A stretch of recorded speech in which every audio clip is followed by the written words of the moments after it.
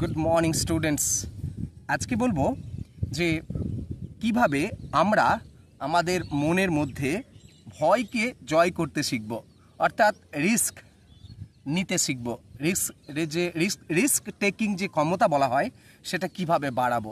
দেখবে আমাদের সমাজে বা আমাদের বন্ধু বান্ধবদের মধ্যে তোমাদের মনের মধ্যে তোমরাও খুঁজে দেখবে যে তিন ধরনের মানুষদের দেখা যাচ্ছে। একটা হচ্ছে যে কোনো কিছু ধরো বিপদ এসেছে বা কোনো কিছু কেনার ব্যাপার রয়েছে বা কোনো কিছু জায়গায় যাওয়ার রয়েছে বা পাহাড়ে চাপার ব্যাপার রয়েছে বা কোনো গাড়ি চালানোর ব্যাপার রয়েছে, তারা বলে হ্যাঁ পেরে যাবো বা করে নেব, হয়তো টাকা পয়সা নেই, হ্যাঁ কিনে নেব। আবার এক ধরনের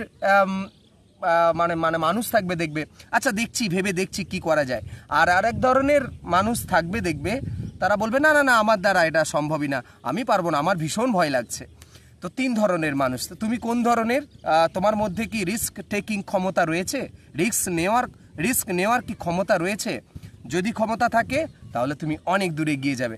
এখন প্রশ্ন হচ্ছে যে সবার মধ্যে কি প্রথম থেকেই এই রিস্ক নেওয়ার ক্ষমতা কি ভগবান বা আল্লাহ বা যে উপাসককে তুমি মানো তিনি কি দিয়ে পাঠিয়েছেন? একদমই না। তিনি বা সে এটা ডেভেলপ করেছে। কি করে ডেভেলপ করেছে? তার সম্পর্কে যদি খবর নাও, যে মানুষটির সম্পর্কে বললাম যে কোনো কিছু ভাবনা চিন্তা না করি সে বলছে হ্যাঁ আমি পেরে যাব, এবং বাস্তবে সে পেরেও যায় এবং সে করেও দেখিয়েছে। তো এক্ষেত্রে তার যদি ব্যক্তিগতভাবে যদি চেক করো যে সে এই জায়গাতে পৌঁছালো কি করে, দেখবে সেও কিন্তু, প্রত্যেকটা মানুষই তো ভয় পায়, এটা কিন্তু ভালো করে মাথায় মনে রাখ। প্রত্যেকটা মানুষই ভয় পায়, হারিয়ে যাওয়ার ভয়, কিছু খুঁজে না পাওয়ার ভয়, কিছু না পাওয়ার ভয়।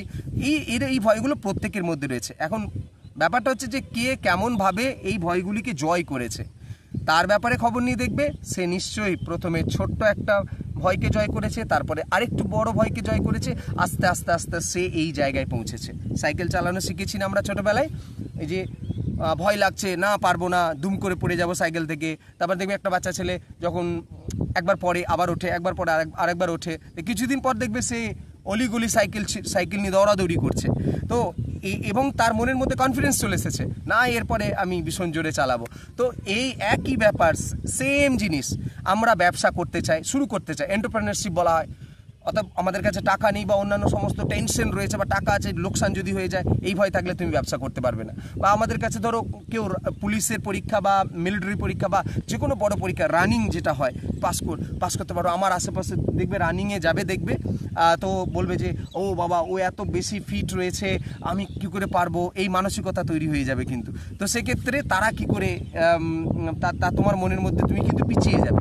আবার দেখবে যে কোনো খেলাতেও দেখবে যে বিপক্ষ টিমকে যে মনে হবে আচ্ছা ওরাই পারবে, তখন কিন্তু তুমি সেই টিম নিয়ে তুমি কিন্তু জিততেও পারবে না।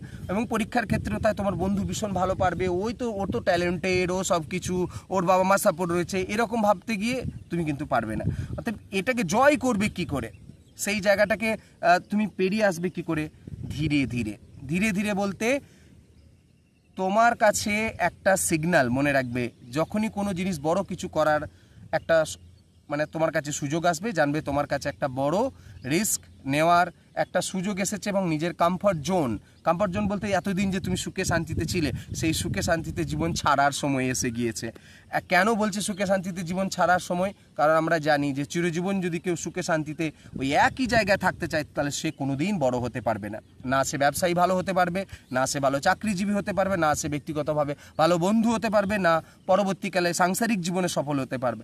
অতএব রিস্ক নেওয়ার ক্ষমতা ধীরে ধীরে বাড়াতে হবে। প্রথমে একটা ছোট রিস্ক নিলে, তারপরে দেখবে একটু বড় রিস্ক নিলে, তখন দেখবে আমাদের ব্রেন না আমাদের সিগন্যাল দিতে থাকবে। প্রথমে একটা রিস্ক নিলে ছোট, সফল হলে, এবং সেখানে দেখবে ক্যালকুলেটিভ রিস্ক যেটা বলা হয়, তো সেখানে দেখবে আমাদের ব্রেনের সিগন্যাল আসছে এবং আমাদেরকে উৎসাহিত করা হচ্ছে যে আচ্ছা এই পরীক্ষাটা পাস করেছি, তার মানে ওই পরীক্ষাটা পাস করতে পারবো, আচ্ছা এই রানটা কমপ্লিট করতে পেরেছি, বা এই এতটা কাছে যখন যেতে পেরেছি এর পরেরটা নিশ্চয়ই আমি কমপ্লিট করতে পারবো। অর্থাৎ এই ধরনের মানসিকতা তোমার মধ্যে যদি চলে আসে, জানবে তুমি সফল হতে চলেছো। এবং ব্যবসার ক্ষেত্রেও তাই, যে এমনটা ভাবলে হবে না যে তুমি ব্যবসাতে প্রথম থেকে বিরাট অঙ্কের টাকা রোজগার করবে বা আমার কিছু তো হবে না, আমি একটা দোকান খুলেছি ক্রেতা আসবে কি আসবে না, এই ব্যাপার নিয়ে মানসিকতা নিয়ে তুমি ব্যবসাতে নামলে তুমি কিন্তু সফল হবে না। একই ক্ষেত্রে পরীক্ষার ক্ষেত্রেও তাই, সমস্ত ক্ষেত্রে একই জিনিস। প্রথমে একটা ছোট রিস্ক নাও, তারপরে আরেকটু বড় রিস্ক নাও। অর্থাৎ এই স্টেপ ধরে ধরে এগোতে পারলেই তুমি তোমার জীবনে ভীষণ বড় উচ্চতায় পৌঁছাতে পারবে। কারণ বড় বড় অ্যাথলিটস যারা খেলোয়াড় রয়েছেন, যারা বড় বড় বিজনেসম্যান রয়েছেন, প্রত্যেকের জীবনে ঘটনা ঘটেছে, তারা সবাই কিন্তু ভীত থাকেন, মনের মধ্যে ভয় থাকে। তারা একটা জিনিস শিখে নিয়েছেন, এই ভয়কে সঙ্গে নিয়ে কিভাবে তারা নিজেদের লক্ষ্যে জয়ী হবেন এবং উচ্চতার শিখরে পৌঁছাবেন, এটা তারা শিখে নিয়েছেন। তোমাদেরকেও শিখতে হবে, তোমরা নিশ্চয়ই পারবে। আস্তে আস্তে রিস্ক টেকিং ক্ষমতা বাড়াও এবং নিজের কমফর্ট জোনকে ছাড়ো। অতিরিক্ত সুখ এই অবস্থাতে স্টুডেন্ট লাইফ বা এই সাধারণ যে ব্যবসার জীবন বা সাধারণ যে মানুষের প্রাইমারি স্টেজে যে সিস্টেমটা শুরু করতে চলেছে, তোমরা এতটা কমফর্ট জোনে থাকবে না। নিজেকে একটা কঠিনতার মধ্যে ফেলে দাও, অর্থাৎ ব্যস্ততার মধ্যে রেখে দাও এবং সেই ক্ষমতাকে ধীরে ধীরে বাড়াও।